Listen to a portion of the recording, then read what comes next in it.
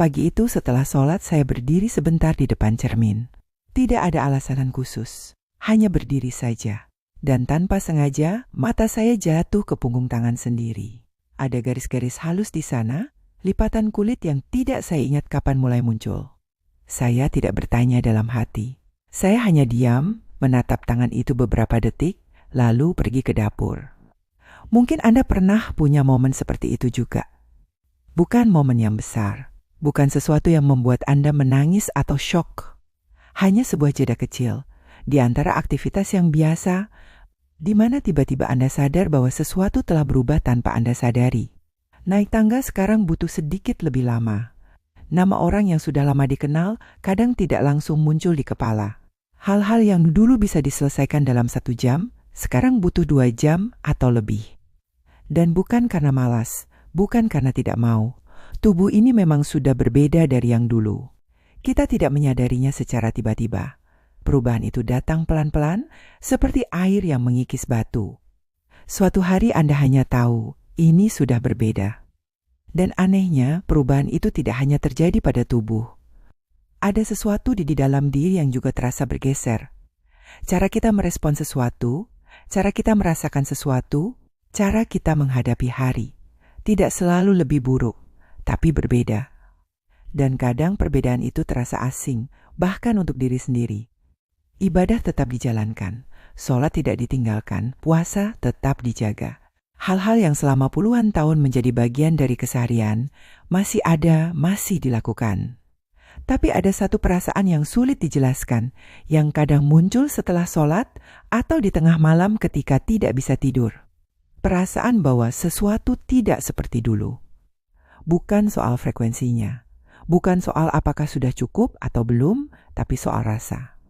Dulu ada sesuatu yang terasa hidup ketika berdoa. Sekarang kadang terasa seperti mengucapkan kata-kata yang sudah sangat dikenal, tapi entah kenapa, tidak lagi menimbulkan getaran yang sama. Apakah itu berarti iman saya berkurang? Apakah itu berarti saya sudah tidak seperti dulu? Atau ada pertanyaan lain yang mungkin lebih jujur untuk ditanyakan. Kita tumbuh besar dengan satu ukuran yang sangat kuat tertanam di dalam diri. Ukuran itu berbunyi seperti ini. Semakin banyak yang dilakukan, semakin berarti hidup ini. Kerja lebih keras, hasilkan lebih banyak, berikan lebih banyak, capai lebih banyak. Ukuran itu tidak salah. Ukuran itu yang membuat kita bisa membangun keluarga, menafkahi anak-anak, menjadi orang yang bisa diandalkan. Ukuran itu punya tempatnya. Tapi sekarang, di usia ini, ketika tubuh mulai membatasi apa yang bisa kita lakukan secara fisik, ukuran itu mulai terasa seperti sesuatu yang menyempitkan. Kalau kemarin bisa membantu 10 orang dan sekarang hanya bisa membantu 3, apakah saya lebih sedikit nilainya? Kalau dulu bisa berdiri lama saat sholat dan sekarang harus duduk, apakah sholat saya kurang? Kita tahu jawabannya, tapi rasanya belum sepenuhnya yakin. Karena ukuran lama itu masih ada di dalam diri. Masih berbisik, masih membandingkan. Dan mungkin inilah yang membuat kita lelah, bukan tubuhnya. Tapi karena masih memakai ukuran yang dulu untuk menilai hidup yang sekarang, ada sesuatu yang mulai saya pikul lebih sungguh-sungguh belakangan ini. Bahwa Allah mungkin tidak melihat kita dengan cara yang sama seperti kita melihat diri sendiri. Kita melihat diri kita dari luar, dari apa yang sudah dilakukan, dari berapa banyak yang sudah diberikan, dari seberapa kuat kita masih bisa berdiri. Tapi mungkin Allah melihat ke arah yang berbeda, ke bagian yang tidak terlihat dari luar, ke niat yang muncul sebelum sebuah tindakan, ke arah yang dituju oleh hati, bahkan ketika tubuh tidak bisa bergerak kemana-mana. Saya pernah mendengar cerita tentang seorang tua yang tubuhnya sudah sangat lemah. Ketika waktu sholat tiba, ia tidak bisa lagi bersujud seperti biasa. Ia hanya bisa duduk dan dengan mata setengah terpejam ia menundukkan hati, bukan kepala, hati.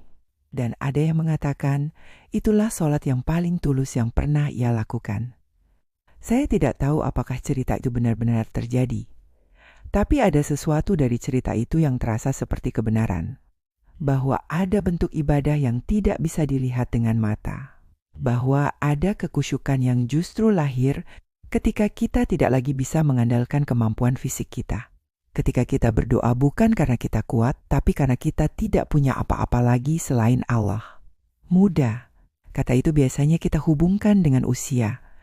Dengan tubuh yang berenergi, langkah yang cepat, pikiran yang tajam. Dan memang begitulah adanya dalam satu pengertian. Tapi ada pengertian lain dari muda yang mungkin tidak banyak kita bicarakan. Muda di dalam hati. Hati yang masih bisa bersyukur untuk hal-hal kecil. Mata yang masih bisa melihat kebaikan di tempat yang tidak terduga. Telinga yang masih mau mendengar, bahkan ketika sudah lelah. Mulut yang masih menjaga kata-katanya, bukan karena takut dilihat, tapi karena tahu kata-kata punya berat. Saya melihat itu pada seseorang yang sudah berusia 70-an. Ia tidak berjalan cepat, ia tidak bicara banyak. Tapi setiap kali cucunya datang, ada sesuatu di matanya yang hidup. Bukan karena ia punya banyak energi untuk bermain, tapi karena ia hadir sepenuhnya. Benar-benar ada di sana. Itu yang saya maksud dengan muda. Bukan soal berapa tahun yang sudah kita lalui, tapi soal apakah hati kita masih bergerak, masih merespons, masih tersentuh oleh hal-hal yang layak untuk disentuh. Akhlak yang lembut kepada orang yang menyulitkan kita. Sabar yang bukan karena terpaksa, tapi karena memang sudah tidak ingin terburu-buru. Rasa terima kasih yang muncul bukan di momen besar, tapi di saat-saat biasa yang dulu kita lewatkan begitu saja. Itu bukan kelemahan. Itu adalah sesuatu yang mungkin hanya bisa kita miliki setelah melewati banyak hal. Dan justru disinilah, di usia ini, banyak dari kita mulai menemukan bentuk ibadah yang paling jujur. Bukan ibadah yang diukur dari berapa kali, berapa lama, berapa banyak. Tapi ibadah yang muncul dari sikap. Dari cara kita memperlakukan orang-orang di sekitar kita. Dari cara kita menghadapi hari yang tidak selalu mudah. Dari keputusan kecil yang tidak ada yang melihat, tapi kita tahu Allah melihat. Tubuh memang berbeda dari dulu.